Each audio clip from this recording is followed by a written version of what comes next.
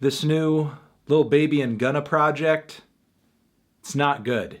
Drip Harder is the new collaborative record from two of Atlanta's up-and-coming voices right now, Lil Baby and Gunna. One of them comes from the Quality Control camp, also known for their associations with Migos and Lil Yachty and so on and so forth.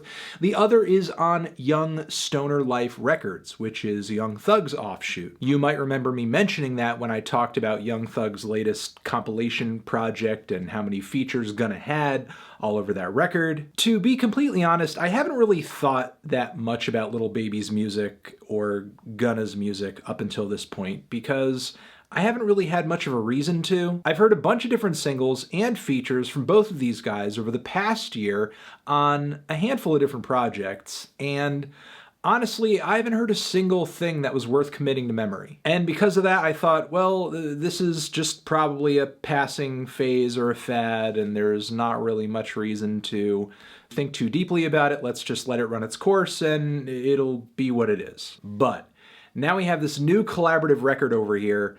YSL and Quality Control essentially thought, hey, what happens if we put the D-League out onto the court? Well, you get a D-League mediocre record like this. And what's even funnier is the illusions of grandeur behind this project, because so clearly this album is trying to be, in some way, a sequel to the Young Thug and Future collaborative project, Super Slimy. The cover art is stylized in a similar way, and keep in mind, this is not the original cover art over here.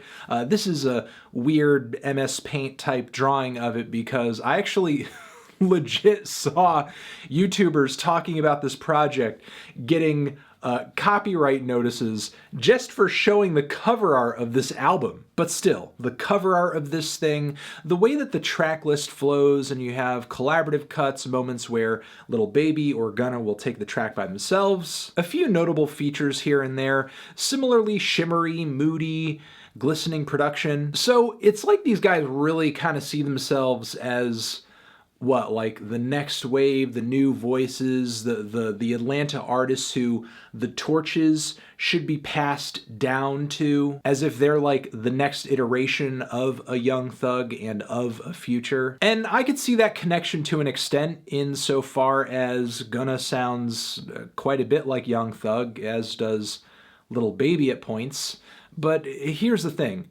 While I do see vocal similarities between them and Thugger, neither of them are as creative vocally. Neither of them have anywhere near as much personality, versatility. I mean, look, Young Thug, he is a standout artist in my opinion, but also one who is lacking in a lot of departments. But mostly I think that's due to his emphasis on quantity over quality with a lot of his discography. I think that if he really hunkered down and was forced to write some straightforward, super catchy, coherent songs, that he most likely could. Baby and Gunna, on the other hand, I don't think have that ability, not only because they haven't really shown it on their projects up until this point, but also both of them fail to even reach the baseline levels of talent that Thugger has shown on his previous projects. As the beat choices on this album, totally worthless, boring as hell, bland, bland, bland, bland, bland, bland, bland. This is like the most cliched,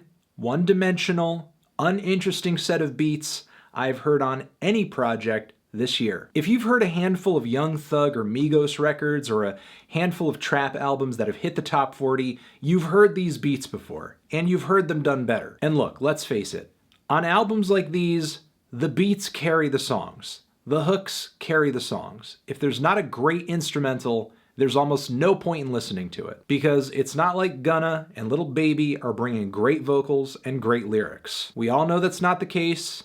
Let's not kid ourselves. Let's not pretend that these guys are bringing some fiery flows. Just listen to Lil Baby on the song Deep End. The flows on this track are trash. They're absolute garbage.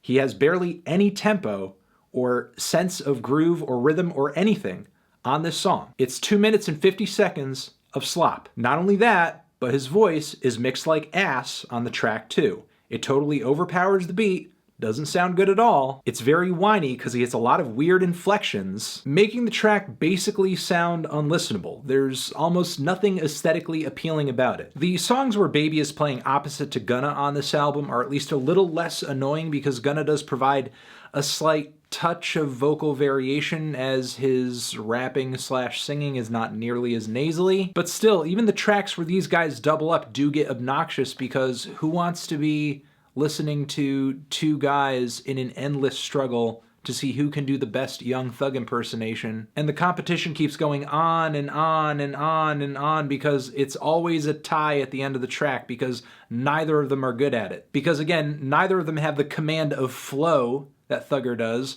Neither of them have the vocal range or the vocal personality. I feel like Baby and Gunna have the same exact problem that Designer did when he initially came out onto the scene, in that he sounded exactly like Future, but for whatever reason, nobody wants to admit the obvious biting that's going on this project. I mean, maybe because Thugger obviously approves of this project, he's featured on a track, he has signed one of the artists on this record. The one time that Gunna and Baby collectively drum up a fast, interesting, kind of ear-grabbing flow is on the track's biggest single, Drip Too Hard. In a way, I also have to give credit to Lil Baby on Close Friends because he at least focuses in on a topic on this track, but here's the thing.